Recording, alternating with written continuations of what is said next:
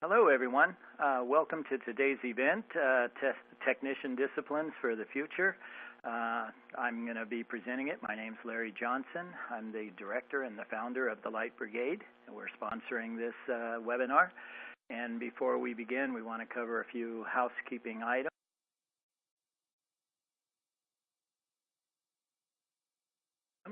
At the bottom of your audience console or multiple application widgets you can use. And if you have any questions during the webcast, you can click on the Q&A widget and submit your question. And I will try to answer these questions during the live Q&A portion at the end of the webcast. If additional resources have been provided for this webcast, such as a PDF of the slide deck, and it may be downloaded via the resource list widget that looks like a green folder at the bottom of your screen. And you can expand the slide area by clicking on the maximize icon on the top right side of the slide area, or by dragging the bottom right corner to enlarge. In fact, you can expand and reposition many of the components on your screen, so please feel free to arrange as you desire to give your optimal viewing experience.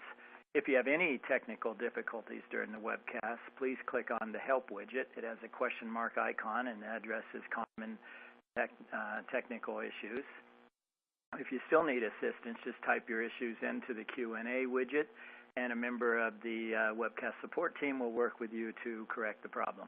And for your convenience, the presentation will be available on demand within 24 hours of this live event, and a reminder email message will be sent to all registrants with a link to the archive. And it is accessible from the home page at www. And then it has .com, but I believe it's been lightwaveonline.com, so I may need a confirmation on that on the Q&A on the correct website to use. And so with that, let's go ahead and start with the first slide. Let's move to, let's see, we should be at the fourth slide now. So, okay, and apparently my monitor's not showing the same slide, so I'm going to have to do this a little differently. So a little background on the Light Brigade. We are a fiber optic training company. We're vendor specific. Our role here is to educate, not to sell. We've delivered training internationally to over 50,000 attendees, and we offer about 20 different courses.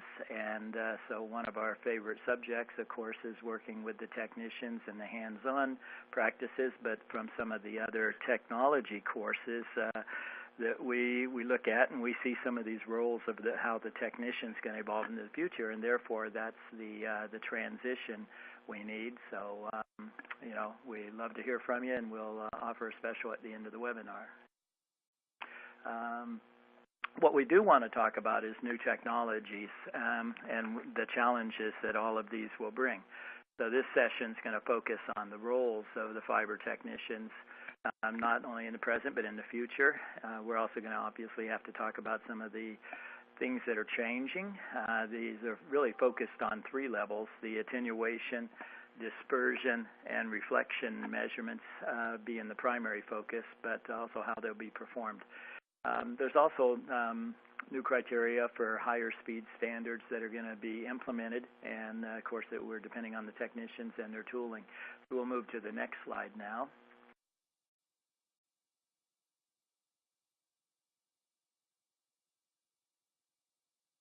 Little delay here. Okay, and so one of the areas we want to talk about here is terminations. And so what's changing with terminations themselves? Number one is the loss budgets are getting much tighter, and this is especially more so on the multi-mode side than the single mode, but even in single mode they are. And we're going to talk about specifics of connectors and splices and how they impact advanced technologies in the future. But one of the key areas is the importance of cleaning. And most people look at cleaning to prevent damage, which is true, and that's our primary focus. But the higher speeds you go, the more that the Fresnel reflections affect the lasing characteristics of the laser itself, and therefore the signal quality. So we're looking at the cleaning materials for a cleaning perspective at high speed. So we want to be more specific when we're looking at cleaning products. Also that we're seeing much higher fiber counts. While the MPO connector's been around for some time in its higher end version, the MTP, we're seeing a next generation version of this coming out with 16 fibers versus the standard 12. There's many times it's called 812 because there's rows of 8 or rows of 16. This means we're going to have color code challenges and also inspection and testing challenges. But regardless, we have an issue that we're always concerned with, which is how many terminations are good the first time. And it doesn't matter if you're fusion splicing or connectorizing. Yield is one of those key points because anytime your yield drops, that means your cost goes up. And so we really want to always pay attention to how many are good the first time. And obviously, when we have new types of terminations, we need to look at it from a tooling perspective as well. And the new splice-on connectors, whether they use an intrinsic mechanical splice or a fusion splice technique, is the same. So let's go ahead and move to the next slide. And again, now let's look at the multi-mode side versus the single mode. Okay, and in this case, bear with us, little delay here. We're back. We should be on slide 7. Excuse us. We're operating very remote today, 3 different cities and that. So the termination on multimode, one is when I mentioned splice-on connectors, you have a choice of fuse-on connectors or mechanical splice-on connectors, but you will pay for the labor, one way or the other. The difference is on the splice-on connectors, the labor cost is much lower, where the component cost is higher. So you're doing a trade-off. And do you pay for the labor or do you pay for component costs? Regardless which one you choose, you really need to look at the loaded cost, and that includes your yield and reworks as well. And again, remembering that your cleaning criteria will change as well. So moving over to the next slide on connector evolution, we've seen over the years the density change tremendously from standard 2.5 millimeter ferrules, including the FC, ST, and SC types, down to the small form factor using the 1.25 millimeter ferrules, the LC, and the E3000, a couple examples. But also the array connectors, the MPO, MTPs, really getting traction in the industry so we can do high-density terminations, whether it's at a data center or even fiber to the building and fiber to the home installations for quick cross-connects with multiple fibers. And again, we have some challenges coming up with the color codes there, which I'll address in a little while. Also that we have active optical cables, and in this case, the ends of each of these are electrical. So the electrical transmitter and receivers built into the cable itself, so there's never really a connection that gets connected, disconnected. In other words, now you don't have to worry about the termination technique. You don't have to worry about the cleaning process because it's electrical to electrical, but the medium in between is optical. And for certain industries, the Pro AV industry, for example, the broadcast industry, they don't have time to repair a cable when you're broadcasting a sporting event. They have to replace it, and so it's immediate replacement. And so active optical cables are ideal for that circumstance. And then we have different composite connectors. Again, the high-definition television one is with this MT240M. With the power, signal, and fiber in the same housing, and we're seeing the same in military types. So we are seeing changes in the evolution of connectors and the types that are being used. Okay. Next slide. We're going to talk about the in-phase criteria, and that in this case we want to deal with the fact that we have much tighter tolerances today. Some of the fiber tolerances, besides the cladding outside diameter, which is specified as 125 plus or minus 1 micron, is actually shipping at about 0.7 microns, so that we've seen improvement there. The ovality, or the roundness of the fiber, is less than 1% now. Core concentricity, in other words, how centered the core is in the fiber, we've seen vast improvements. The core dimensions are specified by the ITU and IEC fiber standards, with the ITU being dominant for single mode and the IEC being the dominant one for multi-mode fibers. But the end finish, whether it's a spherical polish, whether it's a flat polish, whether it's an angular polish, is absolutely critical. And the cleanliness and the cleaning materials we use are key. One note that I had at the bottom is you can have a DWDM system where basically the type of cleaning materials used may affect only 1 or 2 wavelengths, but all the rest would be fine. So we are seeing cases where you have to be more sensitive to that. Okay, so we're going to move to the next slide.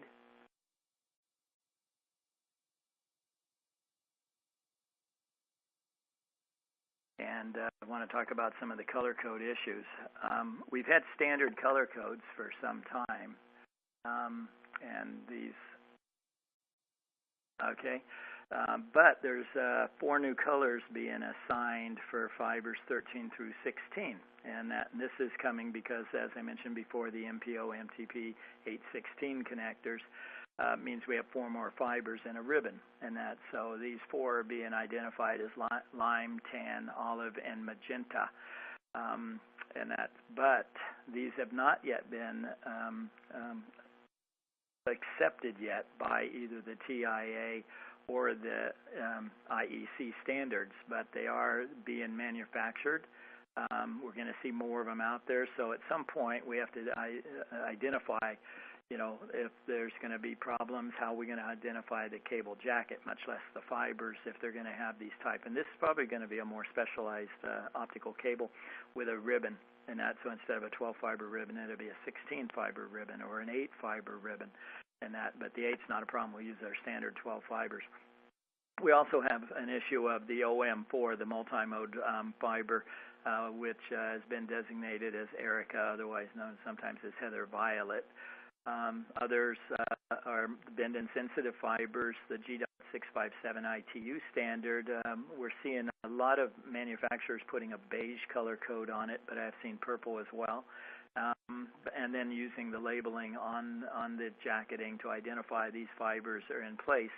However, it's not saying which of the variations of G.657 is internal, and then there's several different levels with greater sensitivity to macro bends. And then the multimode fibers are not standardized yet as well, nor is the bend-insensitive fiber. Is this going to be a naming, or is it going to be a numbering, or some type of identification on the cable jacket, or do we change the cable jacket? So the impact of this is really, first and foremost, is in the data center. This is where the high fiber counts were required to justify this change. And that in the outside plant, it shouldn't make a difference. The problem is when we transition from indoor to outdoor, and how do we handle it at the patch panel so that you can say, okay, well, guess what? The blue fiber is going to be number 17, number 1, or number 13, because it could be all 3. So fiber management is going to become more critical.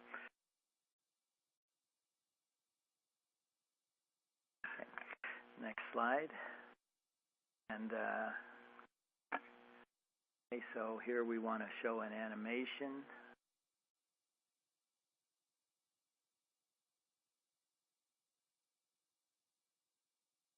On this animation, what we really want to show is the impact of the laser when contamination affects it.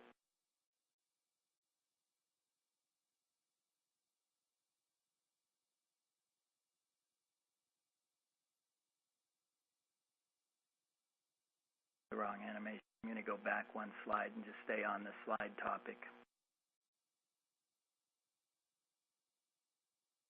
Part of the problem working remotes. My apologies for that. Josh, from your end, can you either put the slide on or the animation? It should be on slide 11. I'm not getting either of them. Okay.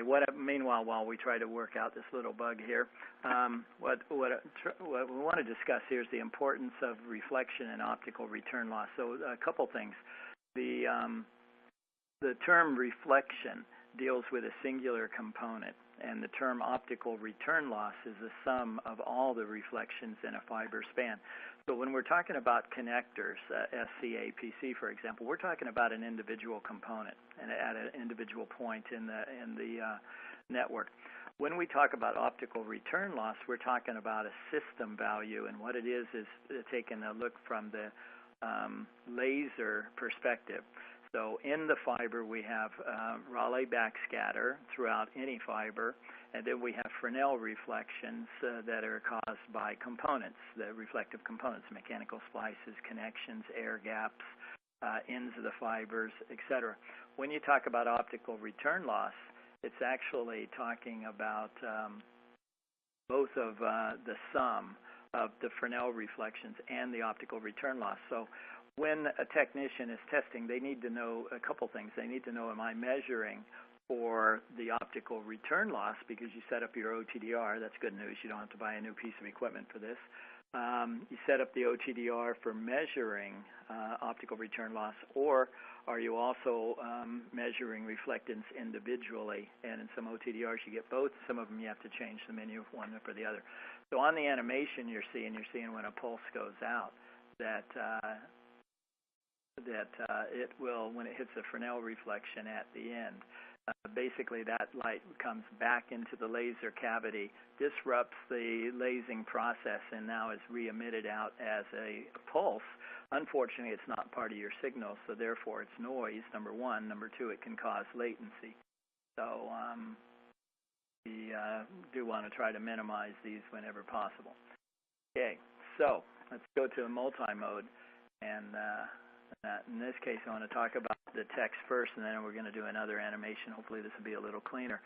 So with the multimode testing, we've seen an evolution of launch conditions, starting off with the overfilled launch condition, where we just flooded the core of the fiber from an LED, which was very simple and efficient to do. And when we were operating at 100 megabits and underneath, it really wasn't a problem because we were using the light-emitting diode as our light source. So we were basically duplicating this launch, which was worst case and still is the worst case measurement you'll get for attenuation. And then when gigabit Ethernet came out in the launch of the VCSEL laser, the vertical cavity surface emitting laser in particular, then we ended up having to deal with trying to duplicate the characteristics of the laser. So the first generation of these were restricted mode launch using a mandrel, and this was specific for either 50 or 62.5 micron core multimode fibers.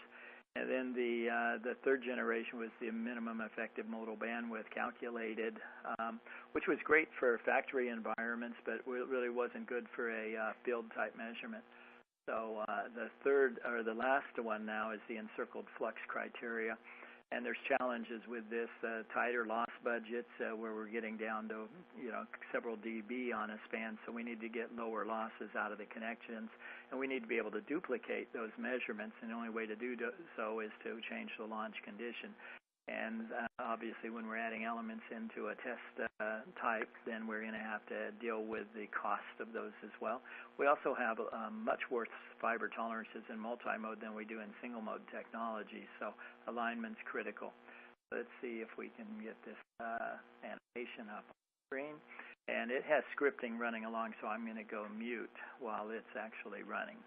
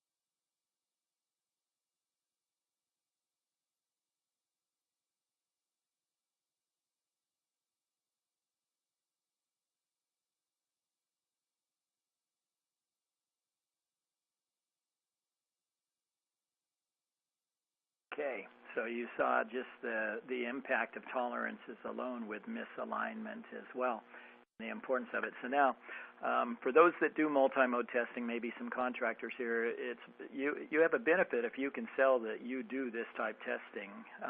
It's going to cost you more, so you can sell it also, saying you can apply this technology. So let's turn our attention to single mode and some of the testing disciplines. Number one, optical dispersion is going to become much greater, and that in understanding dispersion, whether it's chromatic dispersion or polarization mode dispersion. And when we have higher speeds, that means our time slots are much tighter. There's also much greater sensitivity to optical signal-to-noise ratio.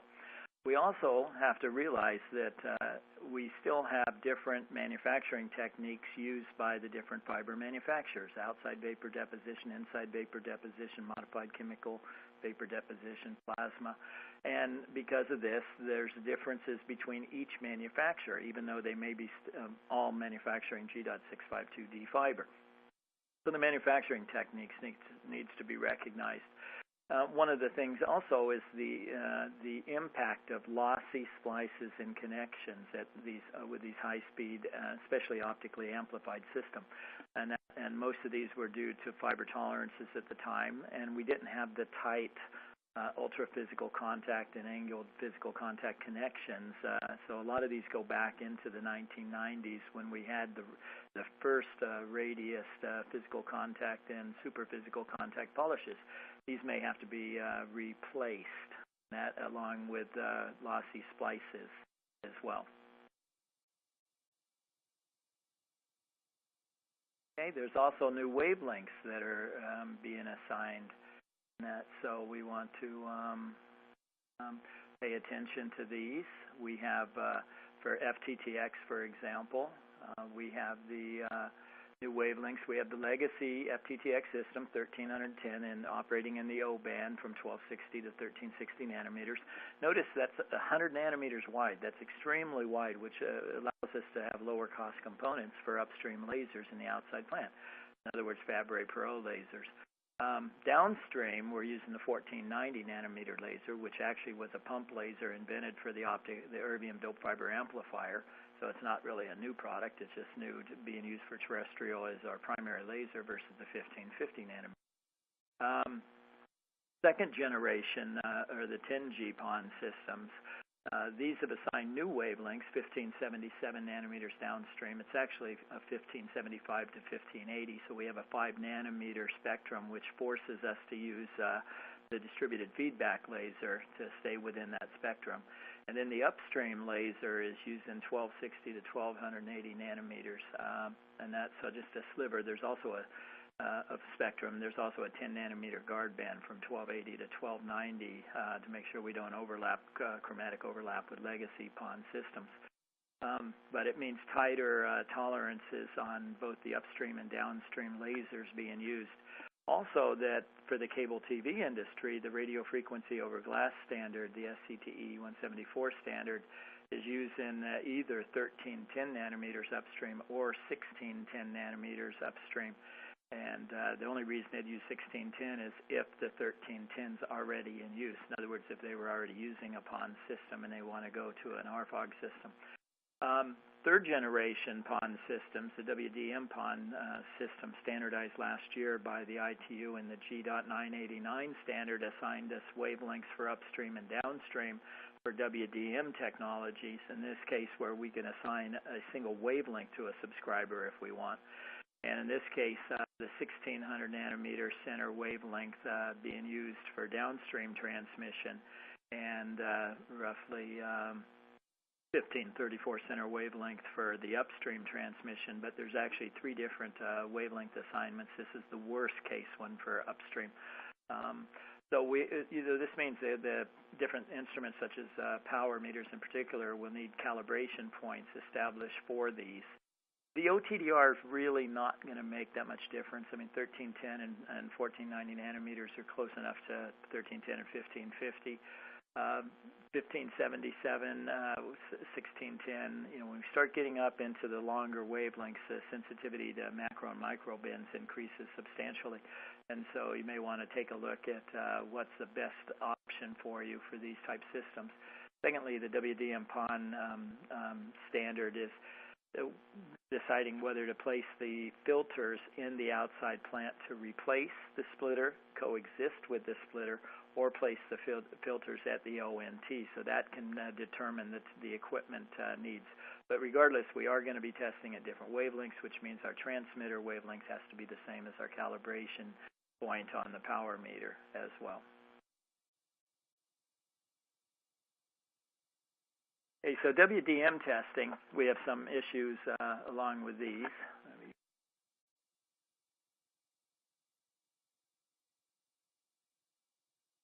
Second, jump 2 slides there, my apologies. In the CWDM world, we have the E-band issues, and if you're not familiar with the E-band, it exists between 1360 and 1460 nanometers. And in that 100 nanometer range, there's 5 different CWDM channels, and these are all where the OH peaks are with fiber attenuation, which can increase from 0.4 dB per kilometer up to 2 dB per kilometer over a standard single-mode fiber. So one case is stay away from the E-band channels, use the other channels, and that unless you know for sure where you have G.652D fiber, which is the low water peak fiber, which can handle the E-band, the 5 channels in the E-band without penalty. And, of course, if you don't know for sure, you could get a tunable OTDR or a tunable source and optical spectrum analyzer or wavelength meter, and then check to see exactly what the attenuation is for those wavelengths. But that gets pricey for capital equipment, so it's better to know what fiber you have and where it is in the outside plant. Some other things coming up is we're looking at a lower cost or another type of CWDM. I don't want to say lower cost because 1.6 nanometer says 1.5. It's actually 1.6. At 200 gigahertz spacings, that means we can lower the cost, but we're still having to deal with DFB lasers to get that narrow of a spectrum. And whether we use it for channel spacing or for metro or not, it would be at 1550 nanometers. For the users and the technicians, that means CWDM test equipment, which could be OTDRs, but definitely power meters. With the DWDM technology, dense wavelength division multiplexing, we're going to see a lot more channels and a lot more bands, which is going to require more wavelength meters and optical spectrum analyzers, which means also the skills to operate these instruments. We're also seeing the EDFA is still out there and doing very well, but also much more of the Raman amplifier, and in the case where we may be using both Raman and EDFAs. And so here's a slide, and I want to thank Expo for sending some different content slides. They were very courteous and helpful for us. So we have different types of equipment to test. So this is showing a CWDM transmitter and receiver, but you may end up with a ring architecture and you're dropping wavelengths at different points, which means that we have to be very selective on, say, an OTDR. So we're going to have to check and literally test a specific channel without affecting other channels, which means very specific types of equipment, whether we use a tunable laser approach or a fixed laser approach. And again, the power meters and light sources have to operate the same as well. So different challenges with the technologies, and when we come up to testing or the troubleshooting of these systems. Play here, back one. Okay, here we go. Troubleshooting CWDM. So, we have filters to stop specific wavelengths and to pass wavelengths through, and whether these are Bragg filters and or other bulk optics, they're doing their job. They're allowing certain wavelengths to pass or not, and that means that the test equipment has to be able to monitor those well. It also means a lot more details for the engineering and construction staff to be aware of, and that's because for testing and troubleshooting as well.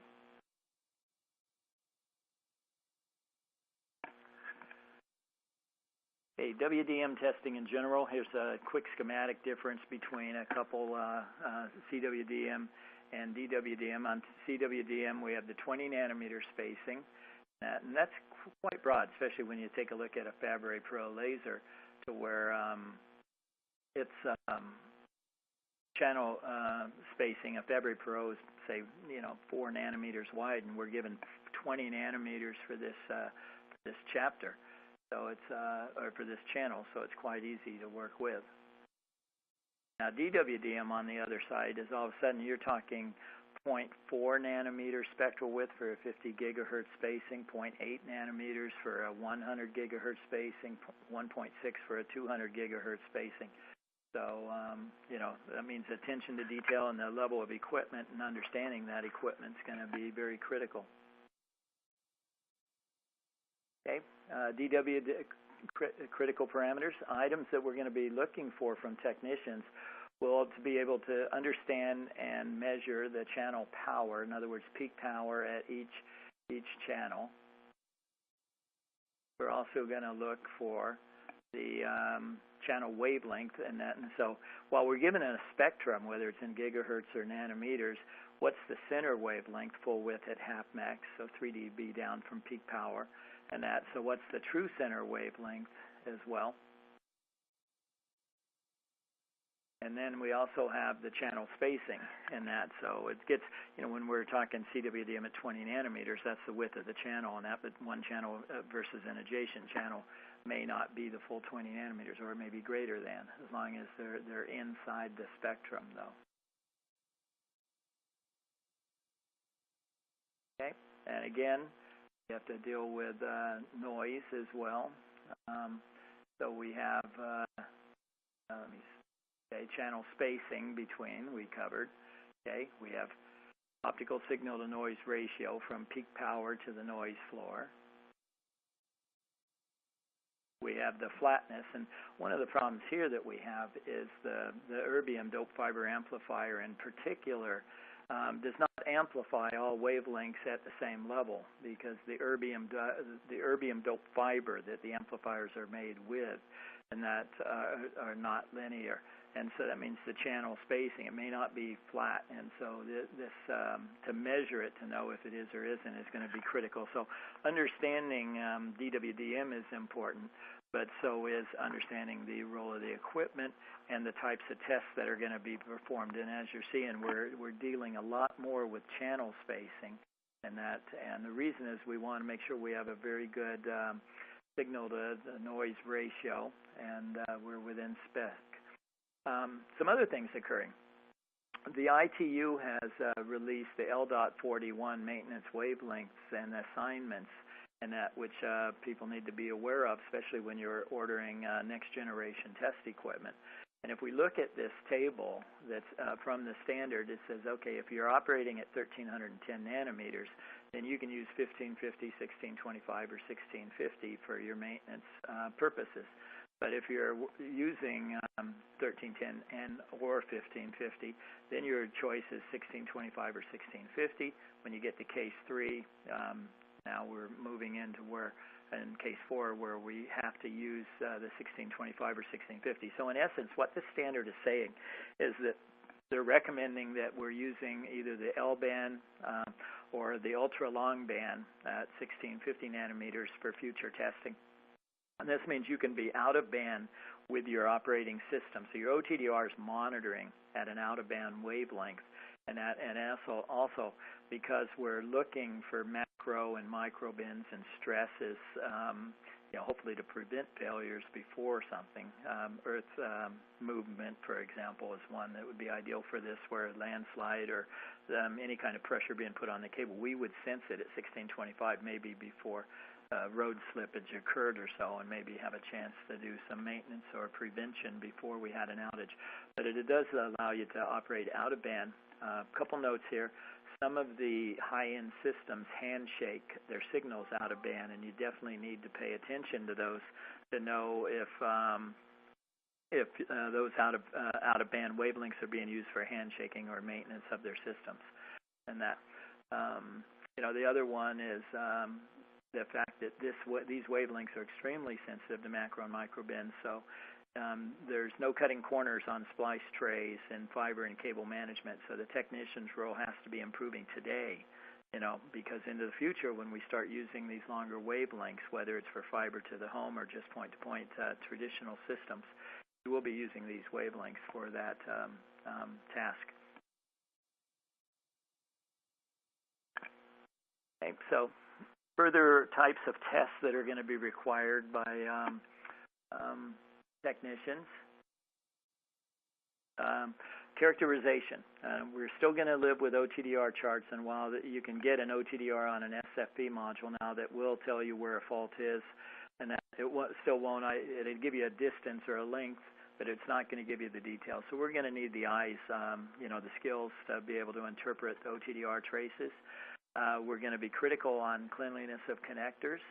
We have to address the PMD issue, which is really strong between 10 and 40 gigabits. And now this, fortunately, in 100 gigabit systems, the effects of PMD are mitigated. And I'll talk a little more about that in a little while. And chromatic dispersion will always be there. And so that means we have to characterize our fiber. So when you start talking systems above 10 gigabits per second, fiber characterization is going to be required. And that means specialized training for fiber characterization for CD and PMD, but at the same time optical return loss.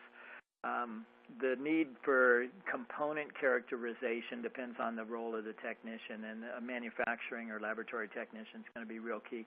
But we also have to characterize components. Say a DWDM system is what's the wavelength, what's the channel spacing, where's the noise floor. So enhanced training to these roles, and that we're going to be dealing a lot more with optical filters as well. Again, transmit power, receive power should be part of a normal system test anyway. Different power levels per different channels and WDM technologies, and then using live OTDRs out of band. And I want to put something else in here for the optical splitter role. So one thing you hear about quite a bit in optical splitters is 15 dB for a 1 to 32 split. Well, those are the theoretical numbers. So this is just a reminder slide to the industry to say work with the actual component values, which are specified by the ITU's G.671 standard, which is the standard for passive devices using fiber optics. This standard then would cover splitters, wavelength division multiplexers, filters, attenuators, connectors. All these devices would fall under the G.671 standard, and they give you not only the theoretical value, but the component value as an average between high and low values. And for those designing systems, it's important that you know what that true range is, because not all tests are perfect and not all fibers are perfect. Okay? So, but as speed increases, so does the effects of optical dispersion. This is why fiber characterization is so important. So we have some real challenges between 10 and 40 gigabits with PMD, which is affected by vibrations, thermal shock, so forth, and it can be totally random. And this effect's called birefringence. Chromatic dispersion is going to affect any system, especially those above 10 gigabits per second. But as you increase that data rate to 100 gigabits per second, that means the time slots are 1/10, which means the importance of understanding and recognizing and rectifying chromatic dispersion is important, to the point where manufacturers of systems need to have those values so they can determine the amount of dispersion compensation that needs to be built in or applied to the transmission system being sold for that span. Reflection testing from the component, remember reflectance versus optical return loss, still needs to be performed. Optical signal to noise ratio, the higher speed the system, the more critical this is going to become to do so. So then we have the consequences of dispersion. So CD or PMD, it happens at the physical layer, and so we have the pulse broadening is the after effect, and that affects bit error rate and testing issues. And then we end up with delays and that. So we have to characterize the fiber. We have to condition the fiber. We may have to put in chromatic dispersion compensating. We can't compensate for PMD. It's just haven't found a solution for it yet. And then service level agreement penalties in contracts are many times stated to what types delays and at what bit error rate that you have. And then in the worst case, where the inability to operate it with high-speed systems, and this is fortunately one of the good news on PMD is by using forward error correction and coherent detection technologies, the effects of PMD have been mitigated. So they're not that great. They're still there, but not to the effect they are at 10 gigabits per second. And where chromatic dispersion becomes the primary focus, and fortunately we can compensate through either Bragg filters or dispersion compensating fibers for this effect. Okay. Now some other changes occurring is the fact that the power meter versus CWDM analyzer versus an optical spectrum analyzer. So we have the sensitivity of the measurement, we have the wavelength of a measurement, but if we took different wavelengths, for example, they're at different power levels, and the power meter will only determine the peak power off one of those wavelengths, and it just measures the most power. It cannot differentiate between these. So when we start talking about CWDM testers or CWDM testers, then we're talking two different animals, and that means that a greater understanding needs to be placed as well for these. So you get an example here to where you've got multiple channels, and which one are you testing to pick up the peak power, and that so you get the power level at each one of these versus the greatest singular power level coming in. And then at the same time, an optical spectrum analyzer and even a wavelength meter can measure wavelength, where a power meter really doesn't measure wavelength, and that it measures light. And all you're doing when you set the lambda signal is you're calibrating the power meter for that wavelength and nothing else, but it's not being selective. Where an optical spectrum analyzer or wavelength meter, these are being selective, so you can pick a wavelength and then you can get the characterization of any of these. And down at the bottom, for example, it may be hard to see in the smaller print, but this is channel by channel. This is CWDM with different power levels, and then versus the lower right one, where an optical spectrum analyzer is breaking that channel down into center wavelength, spectral width, rise and fall time for any of these components.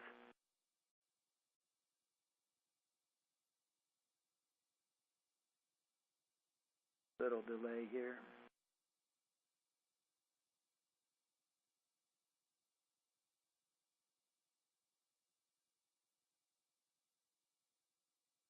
There we go. When?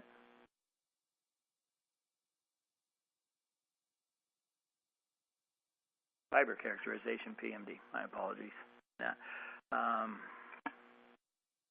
Wanting to jump up a slide on me. Okay. So regardless if the services are going to be on a new build or an existing build, there's a series of network tests that have to be performed, and so that they're appropriate for testing.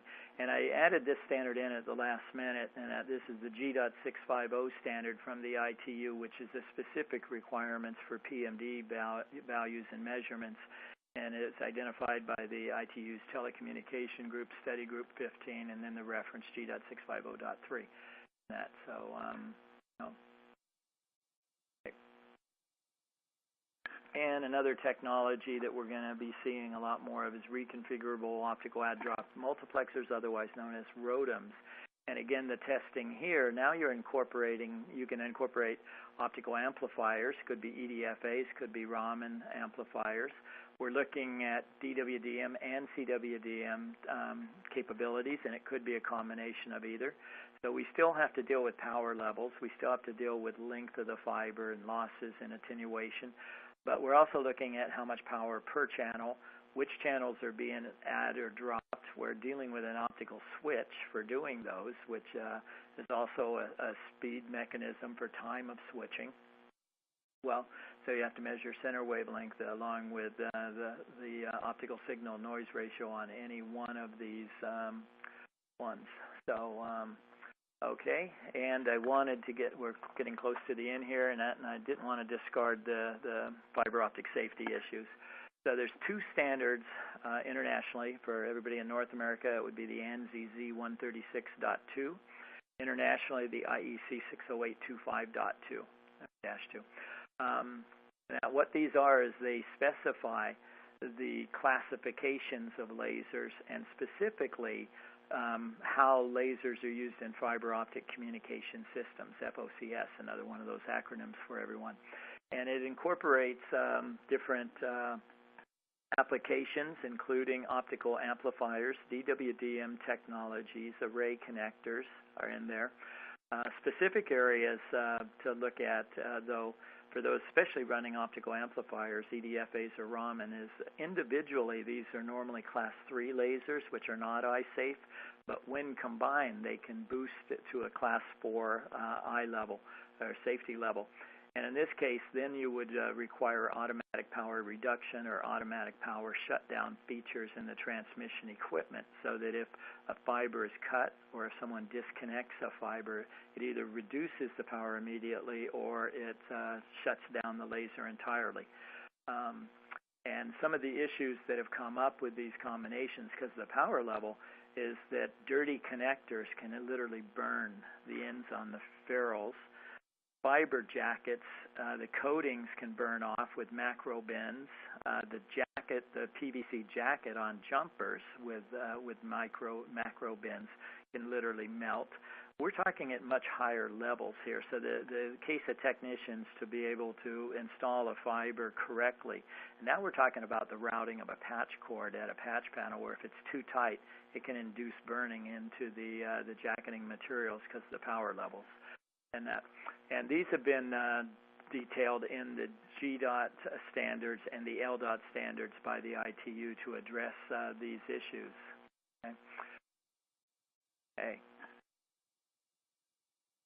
Okay, so as a summary, the importance of cleaning is absolutely critical.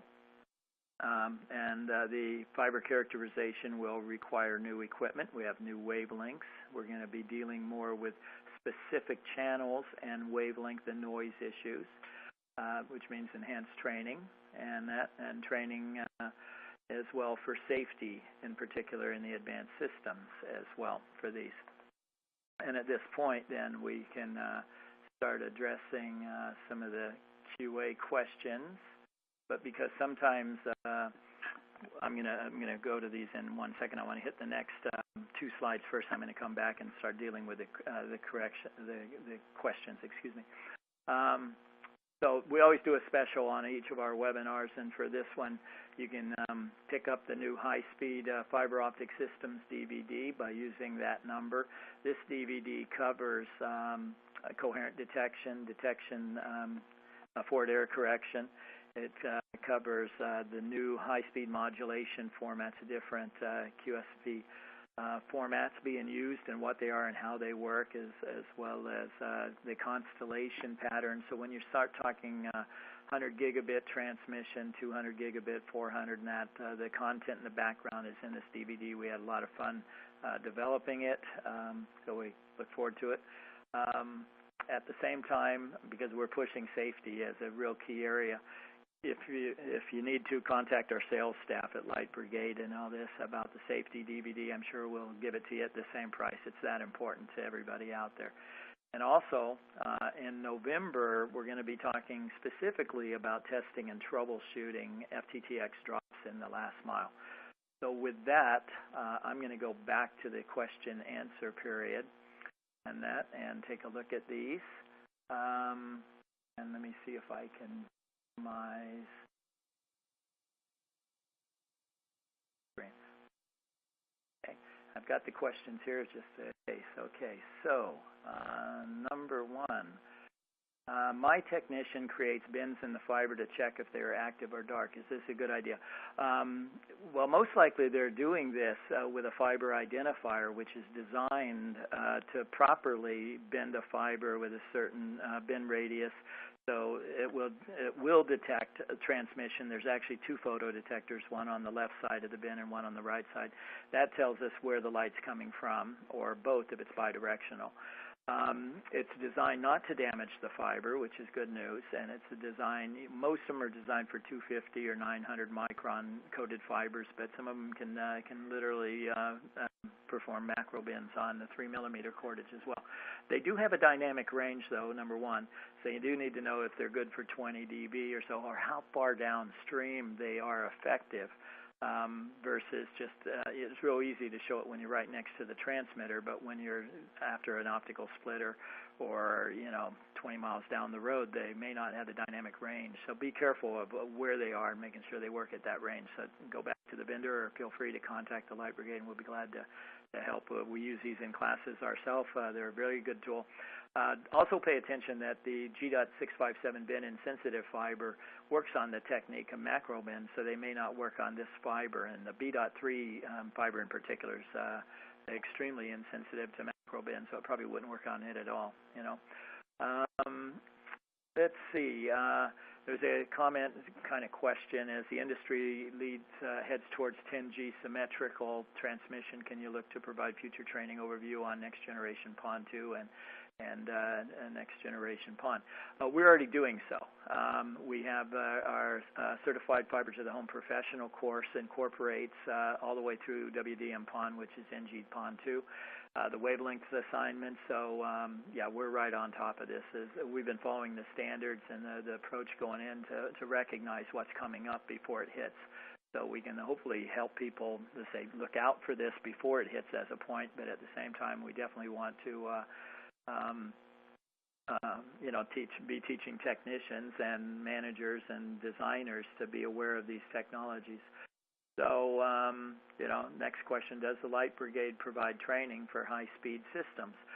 Yes, we do. The fiber characterization one is more of a physical layer, but it incorporates both knowledge content and skills training for CD and PMD effects and return loss and so forth. And that one's fun because we can come to your site, and fiber characterization is a very unique test. It's you normally wouldn't want to throw a technician into this type training or into doing this type of test in the field without training, because how you use the equipment, how you move the equipment, how you test CDs differently than PMD, and they're both different from OTDR testing.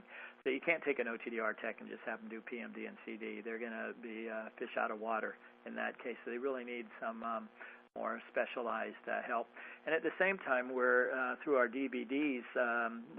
We have the active devices DVD, the passive devices, the system design, high-speed systems, and the safety ones. These are all geared for, all the optical elements. To understand high speed, you have to understand from the components up. And so there's about 4 or 5 of these that are really helpful for that type training. And, of course, we do custom courses internationally. Okay, so here's one. Good question. If we have fibers that were installed in the 1990s, would this be an issue for high-speed systems in the future? Definitely so. And there's several things here. One is what fiber was installed. For example, if you put in dispersion-shifted fiber, that fiber is not even being manufactured anymore. It couldn't handle 4-wave mixing, a nonlinear effect. So the G.655 non-zero dispersion-shifted fiber basically obsoleted it. You can't even buy G.653 fiber today. But that's only one case. So one is the type of fiber.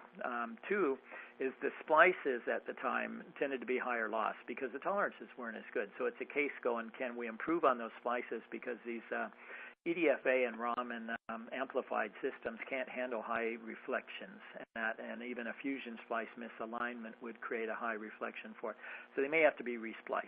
And one of the more common ones, though, is the connections at the end, which are definitely not to current levels of reflection. So really need to characterize these for loss and pay attention to the manufacturers on how they're specifying the values, saying, okay, our reflectance cannot be greater than say, 55 dB, and our ORL has to be better than 35, or whatever values they have. Somebody has to test to those, and they have to be known, and manufacturers are only going to guarantee their equipment if those are done that way. Okay, so you may have to re-terminate. Cleanliness, making sure they're clean, but most of the time it's going to be the polish on the connectors, and on the splices it's going to just be bad tolerances at the time. But with newer equipment and more compensation for humidity and altitude and temperature, and that with the fusion splicer, you should be able to improve those splices. And, why is cleanliness so important? as I mentioned it real early on, is that there's a case to prevent damage, and I think everybody understands that. But what isn't as obvious is the fact that a contaminated connector, by the type of the cleaning solutions, can affect the signal quality of the entire system. And so we're really making sure that, if you're using DWDM systems, your cleanliness is a major factor, that every channel will work correctly. Even if you just use traditional cleaners, you may not be able to. So, talk with the manufacturers, and there's many of them, and get references for saying, okay, well, who's a client like myself that's using these at these data rates, in these type spans or these power levels, and that make sure that they understand these. I remember when DWDM first came out and working with Sprint Labs, it was a case where it was really surprising to see individual channels dropped, just because of the cleaning product that was being used.